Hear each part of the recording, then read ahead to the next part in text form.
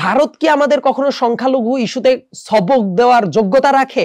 ভারতে যে পরিমাণ সংখ্যালঘু নিপীড়ন হয়, গরুর মাংস খাওয়া নিয়ে, মুসলিম হওয়ার জন্য, শিখ হওয়ার জন্য, গয়েশ্বরচন্দ্র রায় বিএনপির নেতা, তার পুত্রবধূ আছে নিপুণ রয়, তাদেরকে যখন রাস্তায় পিটিয়ে ফেলে দেওয়া হয়েছিল, রক্তাক্ত করা হয়েছিল, ওই যারা আন্দোলন করছে তারা কি কখনো দাঁড়িয়েছিল যে আমাদের সংখ্যালঘুদের পর নিপীড়ন চালানো হচ্ছে? আমরা যে ভারতের প্রসঙ্গ নিয়ে কথা বলছিলাম, যে ভারতে যে মিডিয়াগুলো সেগুলো বাংলাদেশ নিয়ে যে অপপ্রচার চালাচ্ছে, এবং সে বিষয়ে আমরা দেখলাম যে সেখানে ঐক্যবদ্ধ হওয়ার জন্য প্রধান উপদেষ্টা সবাইকে ডাকলেন, সবাই আসলেন, তাদের সঙ্গে কথা হলো। সেই বিষয়টাকে আসলে কিভাবে দেখছেন? আসলে সেই বৈঠকের পর ভারত থেকে অপপ্রচার কি আসলে কমেছে কিনা? অপপ্রচার কমে নাই এবং এটা কমবেও না। এবং আমাদের যেটা জায়গাটা ধরে রাখতে হবে, আমাদের ঐক্যটাকে ধরে রাখতে হবে। ডক্টর মোহাম্মদ ইউনূস পারফেক্ট কাজটাই করেছেন এবং আমার কাছে মনে হয় এই ইস্যুতে জাতীয় ঐক্যের অত্যন্ত প্রয়োজন এবং সেটা সামনেও তাদের কাজ তারা করতে থাক। আমাদের কথা আমরা কি করব সেটা খুব গুরুত্বপূর্ণ। আমাদের জাতীয় ঐক্যটাকে ধরে রাখতে হবে। এবং কেন এরকম করছে? আমি তো বললাম যে শেখ হাসিনার পতন হওয়ার পরে ভারত এরকম পাগলাটে আচরণ কেন করছে? তার কারণ হলো তাদের এই জাতীয় একজন অন্ধ দাসীর মতো যারা সার্ভিস দিত, তার পতনে তো তাদের হাতে ঘা লাগবেই। কিন্তু এটা যদি না হতো, ভারত যদি মনে করতো যে দেখেন একটা দেশের সরকার আসবে যাবে, কিন্তু অন্য দেশের সাথে যে কূটনৈতিক সম্পর্কটা থাকবে সেটা দেশের সাথে দেশের স্বার্থটা থাকবে। কিন্তু ভারত তো তার সব ইন্টারেস্টে ডিম একটা ঝুড়িতে রেখে দিয়েছিল। এই জন্যই কাজটা হয়েছে। সংখ্যালঘু যে কথাটা বললেন, এই কথাটা হ্যাভিলি প্রবলেমেটিক। ভারত কি আমাদের কখনো সংখ্যালঘু ইস্যুতে সবক দেওয়ার যোগ্যতা রাখে? ভারতে যে পরিমাণ সংখ্যালঘু নিপীড়ন হয়, গরুর মাংস খাওয়া নিয়ে, মুসলিম হওয়ার জন্য, শিখ হওয়ার জন্য, ভারতে যে পরিমাণ নিপীড়ন হয়, ওরা আমাদেরকে সংখ্যালঘু ট্রিটমেন্ট দিবে, সংখ্যালঘু নিয়ে সবক দিবে?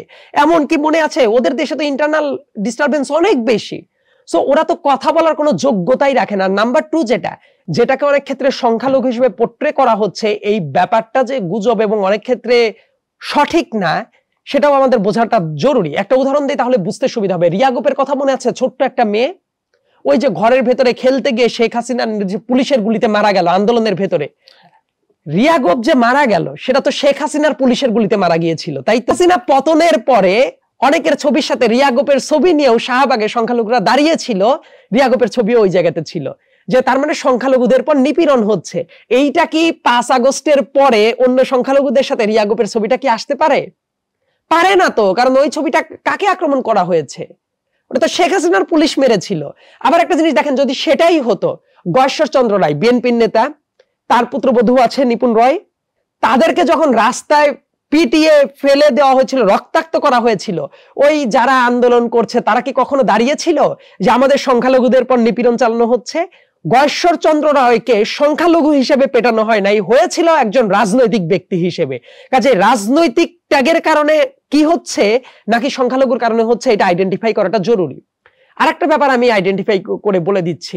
ধরেন আমি জানি যে ওই যে 1 দফা যখন ঘোষণা করা হলো, অনেক হিন্দু আওয়ামী লীগের নেতা, ছাত্রলীগের ভেতরে হিন্দু যারা ছিল, তারা অনেকে এইটা বলতো যে 1 দফার কবর দে। তো ওই ছেলেটা সে কি ছাত্রলীগ কোটায় বিবেচিত হবে নাকি সে সংখ্যালঘু? অনেক আওয়ামী লীগের বড় বড় নেতা ছিল না হিন্দু, তারা তো গুলি করে মানুষ মেরেছে। কক্সবাজারে এমন ঘটনা ঘটেছে, আমার হোম ডিস্ট্রিক্ট পাবনাতে, পাবনা শহরেও এমন ঘটনা ঘটেছে। এখন যে মানুষটা গুলি করে মানুষ মেরে ফেলার ঠিক পরে 5 আগস্টের পরে সে কি সংখ্যালঘু কার্ড খেলবে? তাহলে সে যখন গুলি করে মানুষ মারছিল, সে কি এই কারণে মানুষ মারছিল যে সে হিন্দু, এই কারণে সে অন্যদের পর গুলি করেছিল? সেটা করে নাই তো, সে পলিটিক্যাল কারণে করেছিল। এই কারণে পলিটিক্স এবং রিলিজন এই দুইটাকে আলাদাভাবে দেখার একটা জায়গা আছে। দেখেন এই ব্যাপারগুলো ক্রিটিক্যালি অ্যানালাইসিস কিন্তু খুব কম করা হচ্ছে এবং মিডিয়ারও কিছু দায় আছে, এই ব্যাপারগুলো ডিবাঙ্ক করাটা জরুরি। আবার ইন্ডিয়ার অনেক মিডিয়া আছে এত ডিসইনফরমেশন ছড়াচ্ছে, এটা ভাষায় প্রকাশ করার মতো না। এবং এই ডিসইনফরমেশনগুলো কাউন্টার করাটা যেমন জরুরি, এবং আমাদের মিডিয়ারও উচিত একদম বস্তুনিষ্ঠ ব্যাপারগুলো একদম থরলি ধরে ধরে প্রচার করা।